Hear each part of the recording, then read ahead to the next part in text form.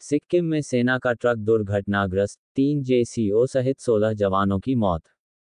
हादसे के बाद तुरंत बचाव अभियान शुरू किया गया और 4 घायल सैनिकों को हवाई मार्ग से निकाला गया। उत्तरी सिक्किम के जेमा में आज सेना का एक ट्रक दुर्घटनाग्रस्त हो गया।